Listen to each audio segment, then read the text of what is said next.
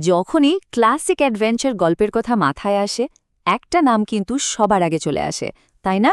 Robinson Crusoe. আর এটা কিন্তু শুধু একটা জাহাজডুবির গল্প না, এটা হলো এক মানুষের টিকে থাকার, নিজেকে একেবারে নতুন করে খুঁজে পাওয়ার আর বলা যায় একটা সভ্যতা গড়ার অবিশ্বাস্য কাহিনী। তো চলুন এই অসাধারণ গল্পটার গভীরে ডুব দেওয়া যাক। একবার শুধু ভাবুন, যদি কেউ ২৮টা বছর, হ্যাঁ ২৮ বছর, একটা জনমানব শূন্য দ্বীপে একা আটকে থাকে, তাহলে কি হতে পারে? ড্যানিয়েল ডিফোর এই বিখ্যাত উপন্যাসটা আমাদের ঠিক এই প্রশ্নটা সামনে এসে দাঁড় করিয়ে দেয়। আর এই দুঃসাহসিক যাত্রার মধ্যে দিয়ে কিন্তু বেরিয়ে আসে মানুষের ভেতরের আসল রূপ। তো গল্পের শুরুটা হচ্ছে এক বিদ্রোহী তরুণকে নিয়ে। নাম তার রবিনসন ক্রুসো। ১৬৩২ সাল, জন্ম ইয়র্কে। ওর বাবা মা চেয়েছিলেন ছেলেটা বড় হয়ে আইনজীবী হবে, একটা শান্ত নিরাপদ জীবন কাটাবে। কিন্তু ক্রুসোর মাথার ছিল অন্য কিছু। ওর রক্তেই ছিল অ্যাডভেঞ্চারের নেশা। ওর বাবা ওকে কতবার যে বলেছিলেন, শোন, সমুদ্রযাত্রায় অনেক বিপদ, ওসব দিকে যাস না। তিনি বোঝাতেন যে মধ্যবিত্ত একটা জীবনই সবচেয়ে সুখের, সবচেয়ে নিরাপদ। কিন্তু কে শোনে কার কথা? ক্রুসো সেই সব পরামর্শ এক কান দিয়ে শুনে অন্য কান দিয়ে বের করে দিল। অ্যাডভেঞ্চারের টানে একদিন সত্যি সত্যি বাড়ি থেকে পালিয়ে গেল। আর ঠিক এখান থেকেই ওর দুর্ভাগ্যের চাকাটা ঘুরতে শুরু করল। এরপর ওর জীবনে যা যা ঘটল তা যেন একটা দুঃস্বপ্নের মতো। প্রথমে ১৬৫১ সালে বাড়ি থেকে তো পালালো, তারপর জলদস্যুদের হাতে ধরা পড়ল, দুইটা বছর মরক্কোতে দাস হয়ে কাটাতে হলো। সেখান থেকে কোনো মতে পালিয়ে ব্রাজিলে গিয়ে সবে একটু থিতু হয়েছে, একজন সফল চাষি হয়ে উঠেছে। ঠিক তখনই এক ভয়াবহ জাহাজডুবিতে ওর সব স্বপ্ন তছনছ হয়ে গেল। যখন জ্ঞান ফিরল, দেখল একাই বেঁচে আছে এক অচেনা নির্জন দ্বীপে।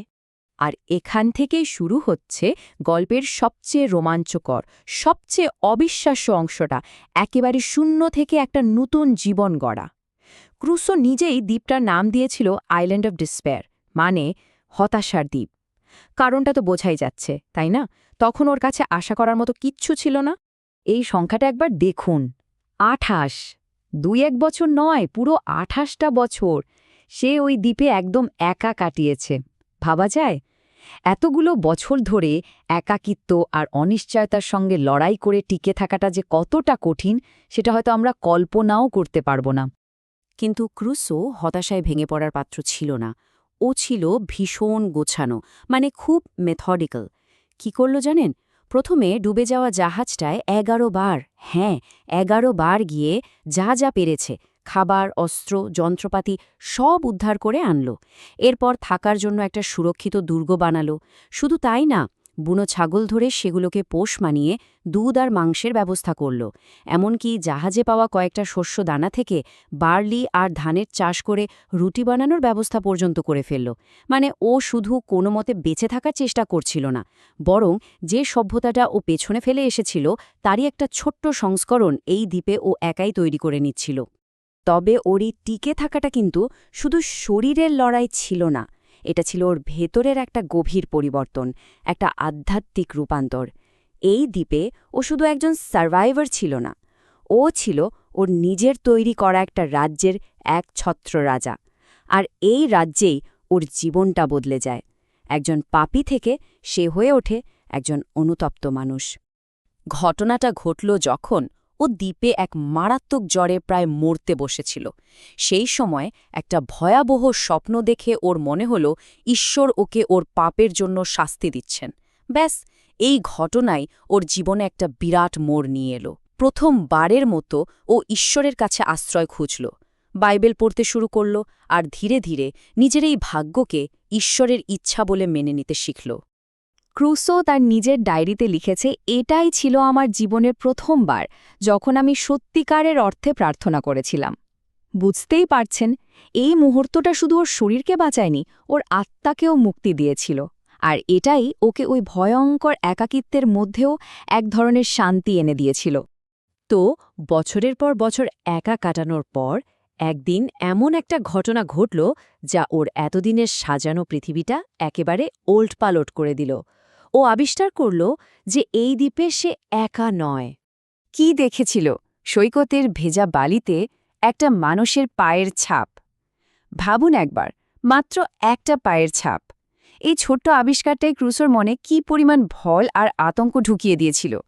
এতদিন পর একজন মানুষের চিহ্ন দেখে ওর খুশি হওয়ার কথা, কিন্তু হলো ঠিক উল্টোটা। ও আরও আতঙ্কিত হয়ে পড়ল।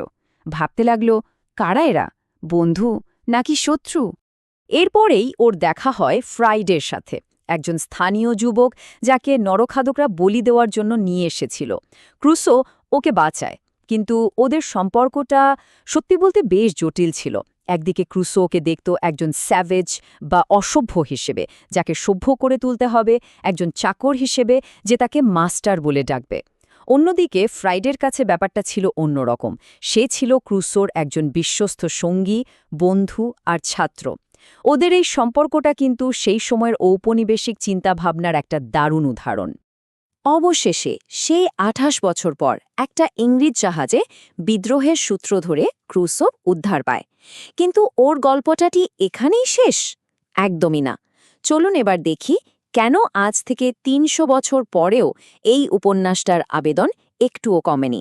আসলে এই উপন্যাসটাকে বলা হয় রিয়েলিস্টিক ফিকশন বা বাস্তবধর্মী গল্পের একদম প্রথম দিকের একটা উদাহরণ। ড্যানিয়েল ডেফোর লেখার স্টাইলটা ছিল অনেকটা একজন সাংবাদিকের মতো, ছোট ছোট ডিটেলস দিয়ে ভরা। আর এই কারণে ক্রুসোর এই অবিশ্বাস্য গল্পটা পাঠকদের কাছে তখন একদম সত্যি বলে মনে হয়েছিল। ভাবুন, ১৭১৯ সালে যখন এটা প্রথম বেরোয়, তখন এটা ছিল একটা বিরাট বড় ব্যাপার, একেবারে বৈপ্লবিক। কেন এটা এত গুরুত্বপূর্ণ? প্রথমত, রবিনসন ক্রুসোকে ইংরেজি সাহিত্যের একেবারে প্রথম দিকের উপন্যাসগুলোর মধ্যে ধরা হয়। দ্বিতীয়ত, এটা সার্ভাইভাল বা টিকে থাকার গল্পের একটা নতুন জনর বা ধারা তৈরি করে দিয়েছিল। আজকের দিনে আমরা যে ক্যাস্টওয়ে বা দ্য মার্শিয়ানের মতো সিনেমা দেখি, তার শুরুটা কিন্তু এখান থেকে। এছাড়াও এটা সেই সময়ের ঔপনিবেশিকতার একটা আয়নাও বটে, যেখানে একজন ইউরোপীয় মানুষ একটা নতুন জগতে এসে সবকিছু নিজের নিয়ন্ত্রণে আনছে, নিজের একটা সাম্রাজ্য গড়ছে। আর সবকিছুর উপরে আত্মনির্ভরতা, বিশ্বাস, সভ্যতা, এইসব গভীর বিষয় নিয়ে আমাদের নতুন করে ভাবতে শেখায়। তাহলে শেষ প্রশ্নটা কিন্তু থেকেই যায়, রবিনসন ক্রুসো কে? আত্মনির্ভরতার এক হিরো, নাকি ঔপনিবেশিকতার এক প্রতীক? হয়তো ও দুটোই। আর এই উপন্যাসের এই জটিল দিকটাই আমাদের আজও ভাবায়।